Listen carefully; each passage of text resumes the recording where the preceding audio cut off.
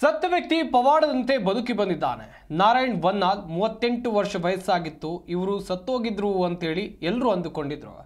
ಗದಗದ ಬೆಟಗೇರಿ ನಿವಾಸಿ ನಾರಾಯಣ್ ವನ್ನಾಲ್ ಪಿತ್ತಕೋಶದ ಸಮಸ್ಯೆಯಿಂದ ಆಸ್ಪತ್ರೆಯಲ್ಲಿ ಚಿಕಿತ್ಸೆಯನ್ನು ಕೊಡಿಸಲಾಗ್ತಾ ಇತ್ತು. 6 ಗಂಟೆಗಳ ಕಾಲ ಶಸ್ತ್ರಚಿಕಿತ್ಸೆಯನ್ನ ವೈದ್ಯರು ನಡೆಸಿದ್ರು. ಶಸ್ತ್ರಚಿಕಿತ್ಸೆ ನಂತರ ಪ್ರಾಣ ಹೋಗಿದೆ ಅಂತೇಳಿ ಡಾಕ್ಟರ್ಸೇ ಹೇಳಿದ್ರು. ಅಂತ್ಯ ಸಂಸ್ಕಾರಕ್ಕೆ ಸಿದ್ಧತೆಯನ್ನ ಕುಟುಂಬಸ್ಥರು ಮಾಡಿಕೊಂಡಿದ್ರು.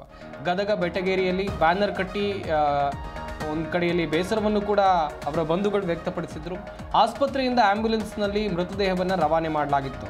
ಮನೆಗೆ ಬರ್ತಾ ಇದ್ದಂತೆ ಮತ್ತೆ ಉಸಿರಾಡಿದ್ದಾರೆ ನಾರಾಯಣ್ ಅವರು. ತಕ್ಷಣ ಆಸ್ಪತ್ರೆಗೆ ಕರ್ಕೊಂಡು ಹೋದ್ರು ಕುಟುಂಬಸ್ಥರು. ಸದ್ಯ ಬೆಟಗೇರಿ ಖಾಸಗಿ ಆಸ್ಪತ್ರೆಯಲ್ಲಿ ಅವರಿಗೆ ಚಿಕಿತ್ಸೆಯನ್ನು ಮುಂದುವರಿಸಲಾಗಿದೆ. ಅಂತ್ಯ ಸಂಸ್ಕಾರಕ್ಕೆ ಬಂದಿದ್ದಂಥ ಸ್ನೇಹಿತರು, ಆಪ್ತರು ಇದೆಲ್ಲವೂ ಕೂಡ ದೇವರ ಪವಾಡ ಅಂತಿದ್ದಾರೆ.